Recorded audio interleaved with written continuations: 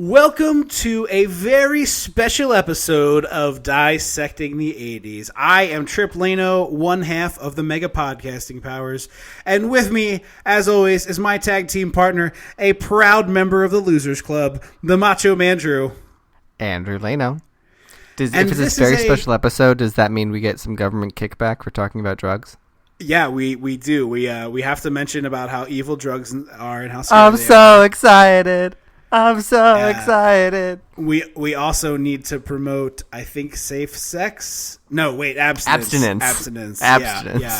Yeah. No, this is a special episode we're doing for International Podcast Day. This will probably not be that long, but just a little bonus because we're celebrating the day that celebrates podcasts, which is one of my favorite things that I get to do on a regular basis. So if this is your first episode, we're an 80s podcast every other week. We talk about 80s movies and kind of have fun with them, make fun of them, usually from a place of love, but sometimes from pure abject hatred. This episode is not going to be that, so I don't know if this is the best place to jump in necessarily, but do check out our other episodes on whatever podcast app you use and dissectingthe80s.com. We both saw it and we wanted to talk about it, but before we get into that, we will do a Q&A. Just a couple of questions here if we got from some listeners out there. But I will say, if you haven't seen it, we are going to talk about it without spoiling anything, and then we will tell you when we're going to start spoiling the movie, so you can then stop the podcast if you haven't seen the movie yet. So we're gonna take care of spoilers that way. When the Mega Powers explode, I'm talking about the 80s. Oh, yeah. Great Scott! Cream of the crop. Oh, yeah. Mega Powers, yeah! When this baby hits 88 miles per hour, you're gonna see some serious shit. Also, this is going out largely unedited, so apologies if it's not as quite up to our normal standard, or perhaps a few more ums and uhs that you're used to that get whisked away in the magic of editing, but this is a tight turnaround. So we're gonna sound much dumber than we normally do, which I know sounds impossible, but let's do Q&A here first. The first question comes from Mega Power Mom Lynn, and she asks, how do you decide which movie to watch since most of them you've never seen before? We have a process that is essentially I watch the movies I scour for the movies, and then Andrew occasionally does the same. So I often have just I'll see a little piece of something on Wikipedia, and then I end up clicking on another thing, and I fall in the rabbit hole. We have a running Google Doc with like a couple hundred movies in it at this point. So, Andrew will find something and he'll be like, hey, I want to do this at some point, and we'll do that. We have a couple of things in the works where we find like a thematic tie between a couple of movies, and we try to figure out when we can deploy that. So we do it that way. But honestly, it's just like once you start looking for something like this, it seems to make itself appear to you. I think it's kind of like that thing where if you buy a blue car, suddenly you see all blue cars everywhere. Yeah, exactly. So, I've gotten them from comment sections on articles. I've gotten them from weird Wikipedia rabbit holes. I've gotten them from, people suggest them occasionally. And people, come like, oh, have you ever seen this or that? And, that'll spark something. And then honestly, just weird Wikipedia rabbit holes, I'd say, is my favorite way to find them. Mine too, for sure. Be like, adventure films. Yeah, okay, what's that look like? And then suddenly you find, Alan Quartermain in The Lost City of Gold, which is one that'll come eventually on this show, but, has not yet. Or I like to click on an actor's names and be like, I know this person from something, and I click, and then I scroll, and it's like, you did 14 films in the 80s? Excuse me. Yeah, exactly. Yeah, that's a great one, too, finding an actor and chasing them down. Yeah, so that is how we find them. It's honestly a mishmash of different things. There's no one way that we find stuff, but we'll all sorts of different things will come our way, and we throw them into a big pot, and then we grab them as we need it. I also really like trolling the VHS section of Goodwills and places like that. I'm looking right now at like half a dozen. Not all of them are 80s, but anytime I see a weird movie, I will pick it up for 50 cents or whatever. Just all sorts of. I got you a stuff. Betamax once. Yeah. I have no way to play that one, but I do have several. Does. Yeah. All sorts of weird ways. And the other question is from listener Angie. What will you do when you run out of 80s movies, possibly time travel to create more to comment on? I get this question. This is the first thing I get asked almost every time I explain the podcast to somebody. Do you get this a lot too? No, because most people are like, you don't look like you were alive in the 80s. And I say, astute of you. I wasn't.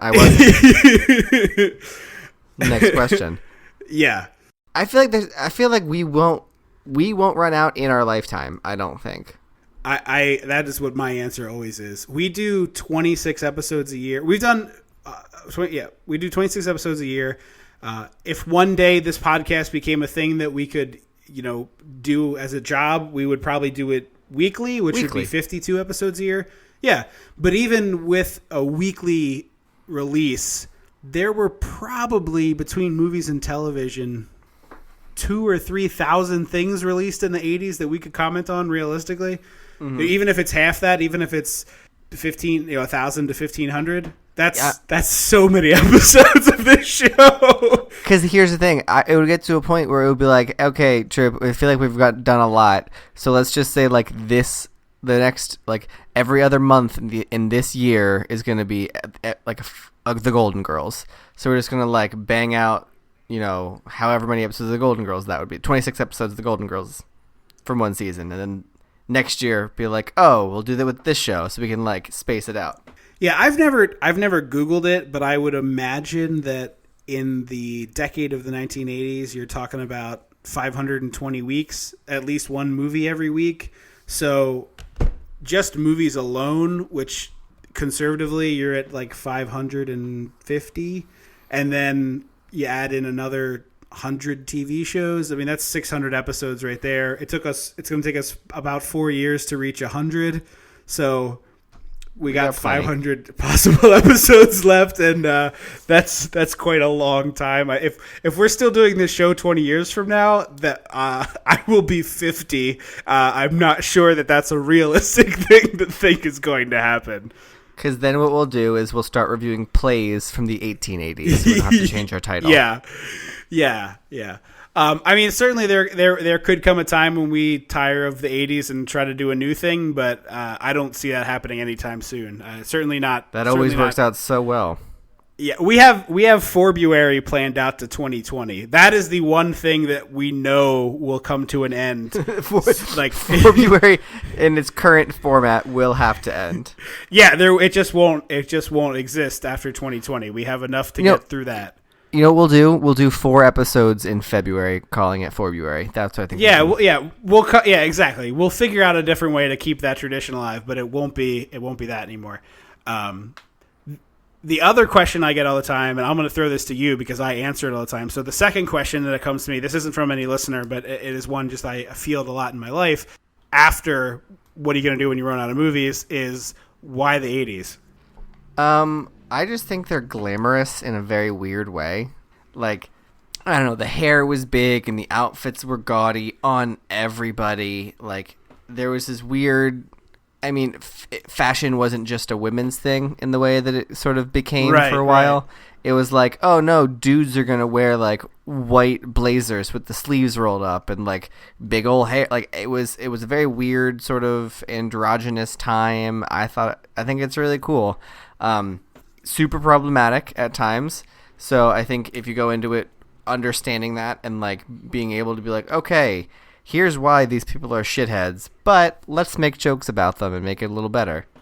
Yeah, and for me, the thing that I always say is I think it's the last rattle of movie studios giving a pile of money to creative people and being like, I don't know, go make something. Whereas now, for sure, the big really, and that's not to say I don't enjoy current movies, because I do. I've always loved movies, but that's not to say there aren't great movies made now and great movies made in all decades. It's not what I'm trying to say, but to me, the last big batch of weirdness ended in the 80s. And there was some after that, but where a creative person could pitch a weird idea to someone and they'd be like, I've never seen that before. Yeah, here's a pile of money. I was just listening to an interview with a director who was talking about trying to pitch a movie that reminded him of the movies he watched when he was a kid. And he was saying, like, you go into these pitch meetings and you explain something to somebody that's like this new off the wall idea, and the guy on the other side of the table is like, well, what's it like? Because they want everything to be like, it's Indiana Jones meets Fievel Goes West, which would be the weirdest movie possible, but that's just what my brain put together. Which might just be Fievel Goes West. Yeah. But they want, but like, for example, Guardians of the Galaxy it's Indiana Jones, but also Star Wars. Like, they want those pieces. Meets the Avengers. Right. But like when they pitched Indiana Jones, I guess they would have said it's like an adventure serial from the 40s, but it's a weird movie. That would go over like a lead balloon today. Yeah, but like it's inspired by 1940s radio serials about swashbucklers on land. Yeah. Get out. Hand me my cocaine and get out. I just don't think that you would get a chopping mall in 2017. No, you would only get it because it already happened, and the studio can be like, "Oh, it's a remake, it's a reboot." Yeah. So that's I love the 80s because I think it's one of the last big balls of weirdness in movie making. Mm-hmm. So we'll switch over to talking about it now. We'll talk about it as non-spoilery as possible for a little while, and then we're gonna have to switch into spoilers. But like I said, we'll warn you that. So to start off, you've seen the mini-series but haven't read the book. Correct. And I've read the book, but I haven't seen the miniseries since our grandmother since scarred you me were for a life. very young child. So that came out in 1990, and I am pretty sure that our grandmother, our mother's mother, showed me that movie in maybe 92 or 93. So I was like 5 or 6. I was way too young. I don't think I was born yet. I don't think so either, but I'm not sure of that. But she showed it to me and my cousin, who's about 9 months younger than I am, and we both lost our minds, as you do. And at 5. Then she took us to the grocery store, and I don't know if you guys have noticed this ever, but at the grocery stores, there's often like a little gold port on the floor, which I think is so they can plug in the floor cleaning machine without having to redo it. Like they can plug it in each aisle. And she pointed out how much it looked like a drain cover where it comes out of, and then we were so scared we ran out of the grocery store. So classic Nan, by the way. Yeah, that is classic Nan. So I've seen pieces of it since, but every time I try to sit down and watch it, or I see a clip, I'm like, this doesn't look that good. And people really, I know some people really like it, which is fine. You like whatever you like, but I've never felt compelled to jump in and watch it because of that. I've always felt like it looks a little bit cheap. I mean, there definitely is a cheapness to it. There's a 90s miniseries feel to it, so it's going to have that aspect. It definitely doesn't have the same scope as the movie. Yeah. Like everything, a lot of the stuff that the movie took, was like, oh, the miniseries did that effectively, let's do that as well, was taken and been like, oh, this is how it should have been done. Like the right the blood scene, it's in a trailer. I feel like that's not a spoiler. Yeah. I mean, again, we're treading there. Why don't you put a pin in that, and we'll come back to it after we unleash the spoiler cannon, because I would like to talk about that scene in depth. So Let's just go big picture here. You loved this as much as I did, I think. I did. It was a phenomenal interpretation. The kids were amazing. The design was amazing. The cinematography was amazing. Like all the choices they made, I thought were very effective choices. Yeah, I'm totally on board. It's so hard to cast good kids. It's so hard to cast movies with child actors. Yeah, and Stranger Things did that really well last year, and I'm sure is also good again this year, but it's so hard, and they had to do 7. Not just that, probably a dozen kids overall, because the bullies and stuff. Right. So I thought that was phenomenal. I honestly think if we're just talking horror adaptations, this is probably among the top 5, maybe top 3 horror Stephen King adaptations for me. And I'm a big Stephen King nerd. I've always loved the books. I've seen the majority of the movies and miniseries based on his work. I'm a big fan. I've always loved it. It's not without its faults. He's extremely unwoke. There's a lot of, this book in particular has a lot of racial and gender stuff that I'm like, oh my God, but at the end of the day, I think he tells a particularly interesting brand of story. When he's on his game, he's as good as anybody as far as that goes. But that's the kind of writing I like. I've never been a guy who likes a David Foster Wallace who has 78 word sentences. I just want a good story. I want to be entertained when I read a book, so that's what I look for. I agree. I would say for me, Carrie is probably my favorite Stephen King adaptation and book of the ones I've read. Misery would be my favorite of the movies, I think. That's a really good one. Yeah. And I also, I don't want to get into, a whole 87-hour discussion about The Shining. I think The Shining movie is awesome. It's a Kubrick movie. It's done fantastically. I don't think it's necessarily a great adaptation of the book, but if you take something and you keep most of its base elements and then you make a great product, that's ultimately what you're going for. So, I don't have that weird problem Stephen King heads have of, it changed the source material. Yeah, but then Stephen King made the Shining miniseries, and it was awful. Right, which is so close so to the much book, talking. It's ridiculous. Yeah. Stop talking. Show me. So I would highly recommend this to anybody who likes horror movies. I would say it's probably one of the most entertaining. That's not true. Get Out with the Fact Theater was, I think, one of my favorite experiences in a theater ever. But this was really fun too, despite the fact, and I'm going to make myself sound like such an old man right now, but I have to talk about this. I need to have this. I'm sorry that you all are my therapy session. I will try to be short about this, but oh boy. So I went 2 weeks after release. My life was crazy. I had so much stuff going on. I couldn't get to see this. I finally get to go see this movie. It's 2 weeks after release on Thursday night. It's full of teenagers, and I'm immediately oh no, I'm going to have to be the old man in this theater.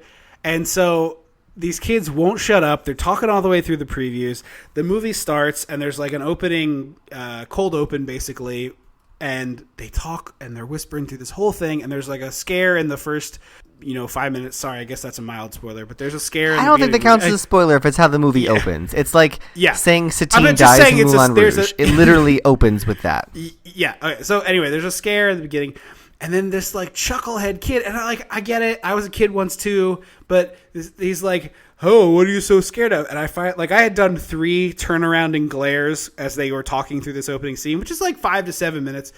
And then finally, I just they were talking, and they're I'm missing dialogue in the movie, and I finally was would y'all please shut up? And they snapped quiet, and I felt like an asshole, but just shut up and watch the damn movie. And the other crazy thing to me, and I didn't say anything to this person because I'm not the movie police, and you get one and then that's it. I feel like you can't be the guy who's policing everyone's behavior, and the kids were more annoying than this person. But there was a girl in front of me, couldn't have been older than 23, 24 years old, literally did not put her cell phone away for the entire movie. She literally sat and texted. I'm not exaggerating. She never put her phone away. She was texting, and I could see, emojis and GIFs. At one point, she took a picture of Pennywise and sent it to somebody. She literally never put her phone away. I would have done popcorn on her head.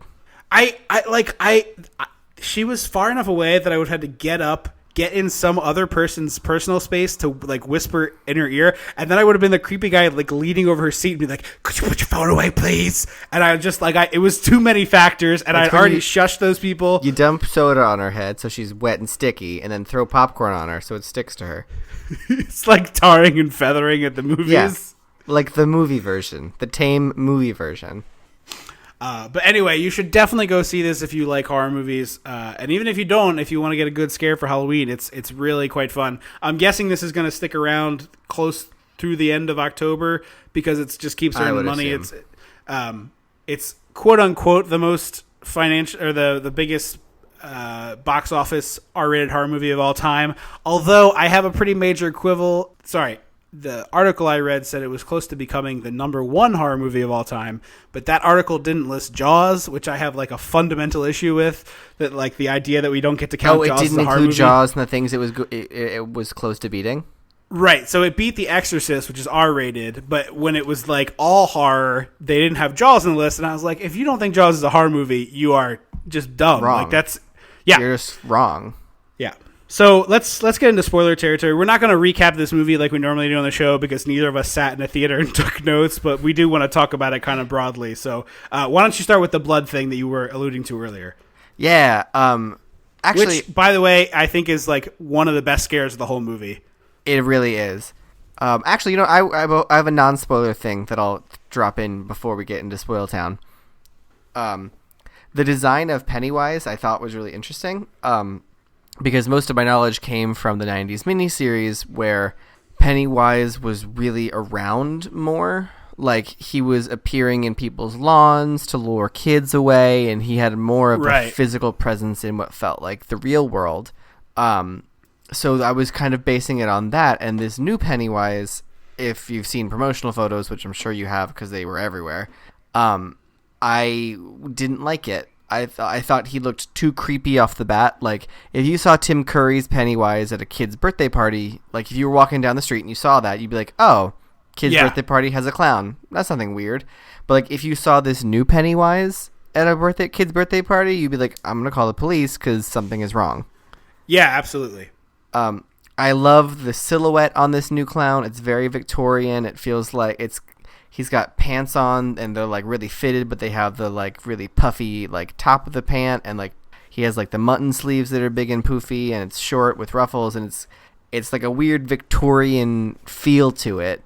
And then once I saw the movie, it's just like so freaking effective because it was different. Like, the movie was structured differently than the miniseries, so he didn't need to blend in. Like, there was never a moment of like he has to pass for clown.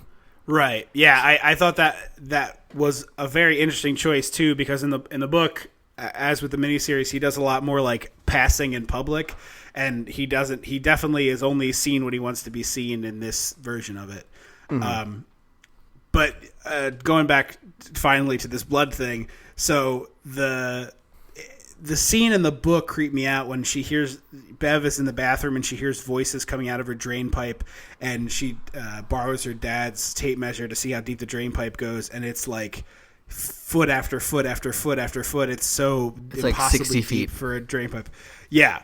And then when she pulls the tape measure out, it brings like blood and other crap up with her. But I don't remember exactly how the scene plays out in the book, but the stuff shooting out of the sink to grab her that looked like it was made out of her own hair that she had cut off the night before was so awesome. Like, just so creepy and terrifying. It grabs her wrists and pins it to the sink. It grabs her neck and her face and starts to pull her deep into the sink. And then it's just like an old faithful geyser of blood that coats her face, coats the room, coats just everything. I would love to know how much fake blood they used for this scene, because it was gobs of it. That poor actress. Yeah, and then later when the kids clean it up, all I could think of was the poor. I wonder if they made the room a little, like, filmed it in reverse, like made the room a little dirty to clean it up, and then they ruined the room so that they didn't have to clean it when it was disgusting. Oh, they just like burned it, like pushed. Well, you just take it. I mean, just like pressure wash it, and not have to worry about ruining the wallpaper or ruining some of the set. You could just spray it all off and take it apart. Well, that's true. Although I don't know, it was pretty gross when the kids like first started cleaning. Yeah. I just was wondering if they actually had to make it dirty and clean it up, or they did it kind of in reverse. The one thing I will say, so in the book, each of the kids gets their own scare with Pennywise, and you can let me know if that's the same in the miniseries. But each kid has like a really scary moment. Okay, so like each kid has a really scary moment that turns out is Pennywise.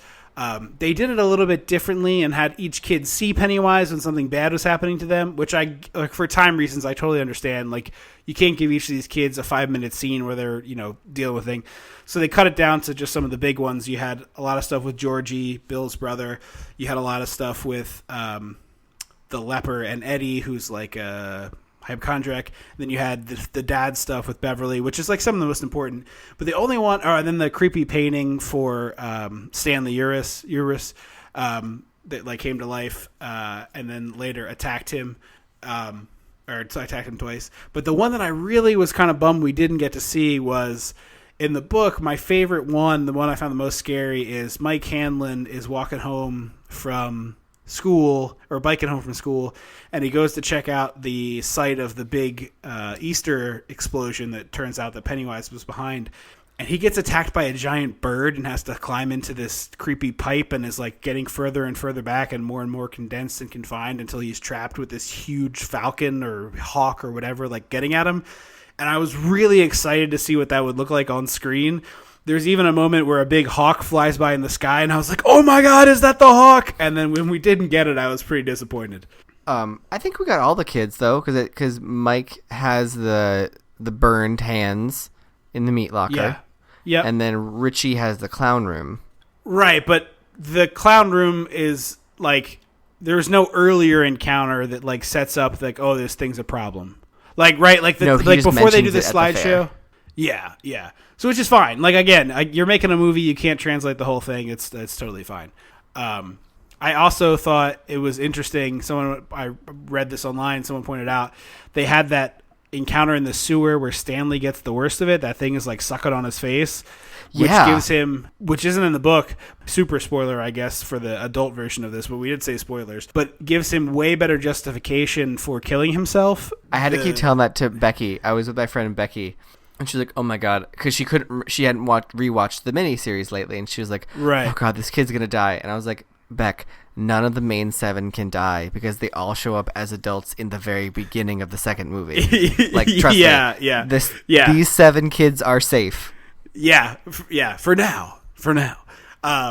But yeah, so but then his face was getting eaten, and I was like, "Oh my! I don't remember that happening." yeah. But as like I said, I'm repeating this from somebody else I read online, but they were like, it gives him much better motivation to kill himself. Is like, no fucking way! I dealt with that once, and that's it. I'm done.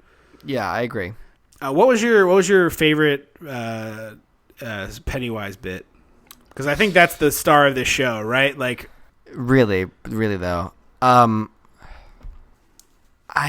kind of loved the subversive nature of the TV show that was sort of playing constantly throughout Derry. Yeah, I love that too. Anytime you were in someone's house, the TV was on what looked like some kind of a like local access kids show of just like a bunch of kids sitting in a room with a teacher.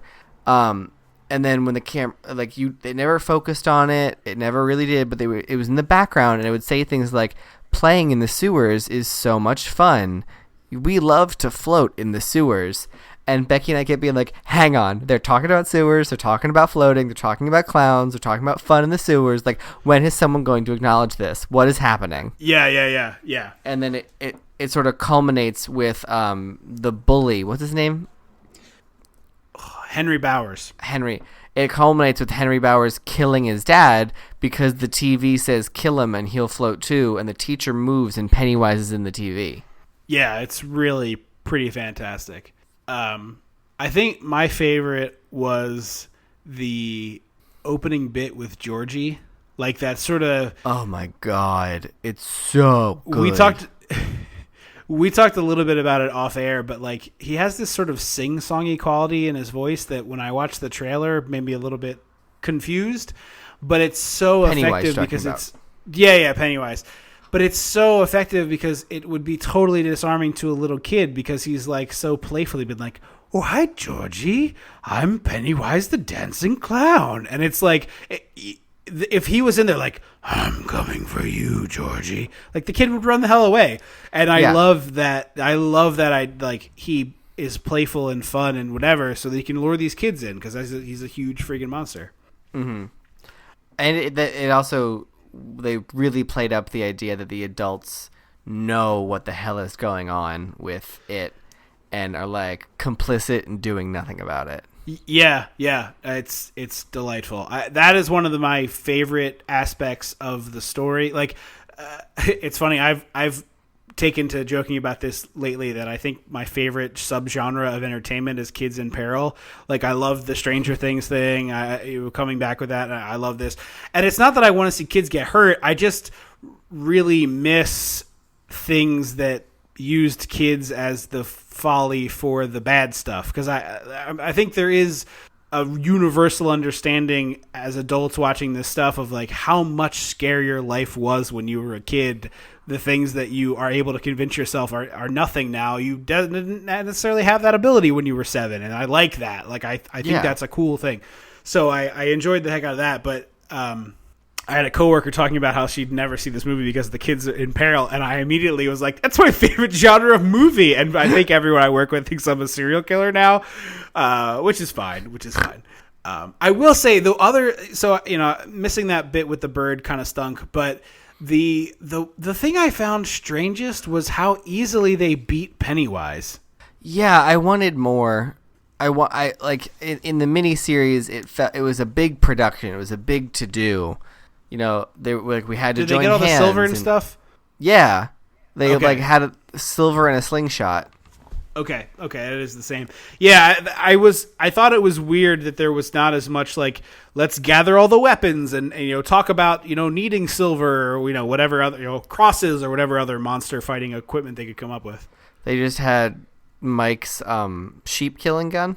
Yeah, it was the thing that Anton Chigurh uses in No Country for Old Men. Oh, I didn't know. I've never seen that movie.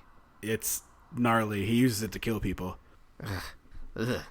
He's one of the best creepy villains of all time. You should check that out. I believe it. I thought Bill Skarsgård did a really great job with Pennywise. Yeah, he's fantastic. I mentioned this to you off air. There's a horror writer I'm a big fan of. I follow on Twitter named John Squires. His handle on Twitter is Freddy in space. And he often will talk about the horror community and horror writing online and how it can be very weird.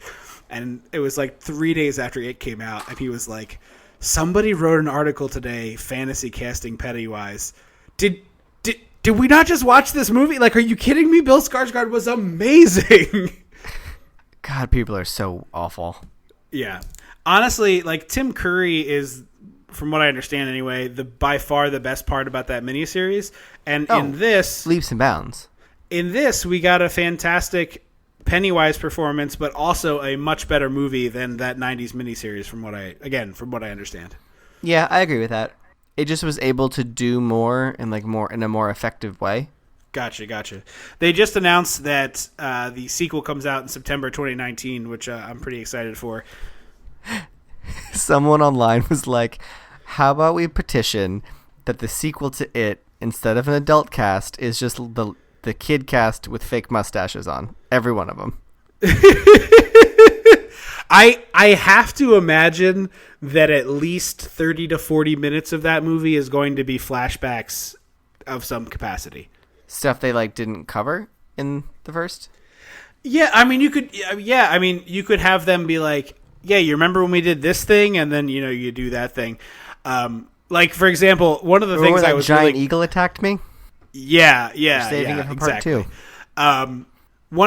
In the book, there's a lot of stuff about how Ben, who becomes an architect, just knew how to make stuff, and there's no bullshit, a 3-chapter thing about them building a dam and it causing flooding in the town, which I'm glad is not in the thing because who could possibly care? That's in the miniseries. But is it okay? But yeah, they build a dam for no reason. Yeah. They're just some kids fooling. I mean, I did dumb stuff in a creek too when I was a kid. I just didn't spend 3 chapters of a book about it. Yeah. But one of the other things in the book that I thought is really cool, and I would like to see if they could work it into this, is they do a Native American smoke ritual where they build a fire in a confined space, and they all sit in there until they can't take it anymore and have a spiritual thing to try to learn how to kill Pennywise, which sounds dumb as I describe it to you, but I think could be a very cool scene in the movie, and it'd be interesting if they could kind of work some of that stuff in. I'm pretty sure that was in the miniseries too. Yeah. I mean, the miniseries, is from what I understand, Hugh's pretty close. So, but yeah, that's all I wanted to talk about with it. We both really liked this movie, and it was no kid. Yeah, thank God, no kid orgy. Let's never speak of that. Stephen King stopped doing cocaine in 1985. Thank you. Yeah, I mean, I don't. If you have anything else, jump in with it. But I just would. Suggested this, and I thought that was a great idea. Pretty much covers all my thoughts. Yeah, it's super fun movie. If you haven't checked it out yet, you should go do that. But yeah, it's super fun and one of the best horror movies of the year by far, easily. now we're gonna get a Killer Clowns remake because the studios are gonna be like, they like clowns. buy all the clown properties you can. I'll be here for that too. That would be super delightful. I would super be here for that. Yeah. All right. Well, thank you for listening to our special International Podcast Day bonus episode. This will not affect our regular release schedule. We will be back with a new proper Dissecting the 80s on October 9th. That is the movie High Spirits with the Goot, Steve Guttenberg. I have an announcement. We are going to be doing something quite stupid that we promised we would never do, but we are going back to Amity. That's right. We're going to live tweet the Amityville movie as it finally comes out free for everyone on Google Play. We're going to live tweet 8 p.m. No faith Eastern in the film. 8 p.m. Eastern time. You can put it on, watch along with us. We're going to live tweet it. It'll be a big party. We'll come up with a hashtag. It'll be a super fun thing. So join us for that. It'll be really goofy, good time. If you want more of the show, dissectingthe80s.com. And if you'd like to get a hold of us, it's facebook.com/dissectingthe80s or at Twitter, dissectthe80s. You can also call our line and call 856-DISSECT and leave us a message. We will see you on October 9th for High Spirits. I have been Trip Lano. I will always be Andrew Lano. Until next time. Don't you forget about me.